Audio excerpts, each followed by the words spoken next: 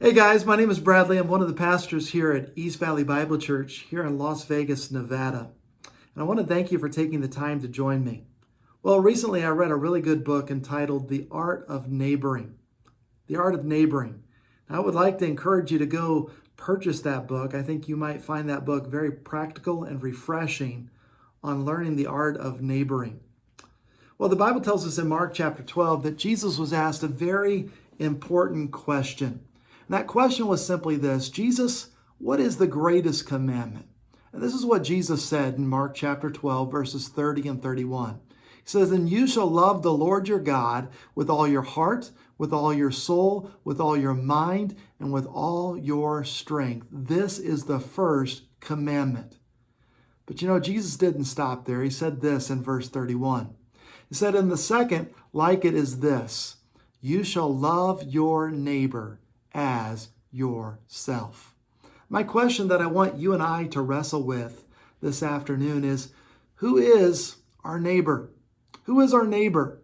And there are so many ways that we could interpret that very question.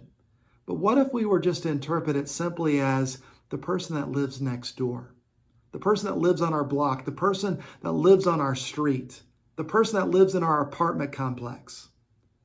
If we were just to interpret it literally and do exactly what the Bible says here, love our neighbor as ourselves, imagine what God could do. Imagine who could be brought to the kingdom by simply practicing this simple step. Well, today I want to give us some practical ways that we can love our neighbor. Here's capital letter A, general information.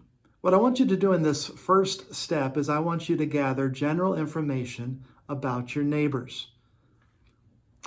This is what it might look like. What is their first name? What is their last name? If they're married, what is their spouse's name? If they have children, what are their children's names? If their grandchildren come over to their house, what is their grandchildren's names? This is the first step in getting to know your neighbor, is just gathering general information about them.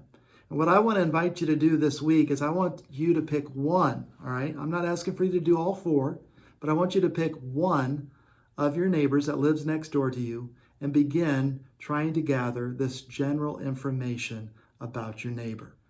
The Bible tells us in John chapter 13, verse 35, it says, "By this all will know that you are my disciples, you are my followers, if you have love for one another." Just like I've asked you to gather general information about your neighbors, more than likely your neighbors are gathering general information about you as well. They probably have picked up on some of your patterns. They know when you leave for work. They know how loud you are in your backyard. They know where your kids possibly go to school. They are gathering information about you. But hopefully one of the most important things that they're learning about you is your love. The Bible says that people will know that you are my disciple by the way you and I love. Let that truth sink in. Capital letter B, relevant information. Now, this is something that goes beyond observation or just a casual conversation.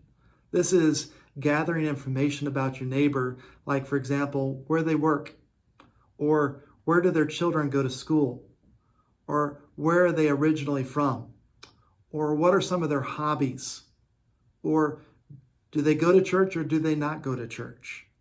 That is gathering relevant information about your neighbor. Here's the last one, capital letter C, in-depth information. Now, we've started out with general information about our neighbors. We've moved on to relevant information. And now we're going to take it one step further and go to in-depth information. And this is information that can only be found out by having meaningful conversation. And these are some examples. Maybe you want to find out what are some of their dreams, what are some of their ambitions in life, what are some of the things they hope to accomplish. Maybe you might find out if they want to start a family, if they want to have children. Maybe you might find out where they like to go on vacation. That's always a fun one, to talk about where people like to go on vacation. You might find out other serious things, like if they've ever been diagnosed with cancer, or maybe they're a cancer survivor, or maybe they had a family member that was diagnosed with cancer, and you can share stories about that if you have something like that in common. Maybe you can find out when they plan to retire. Or maybe you can, as you develop this in-depth conversation, you can simply talk to them about what they believe about God. Do they believe in God? Do they believe that Jesus Christ is the only way to heaven?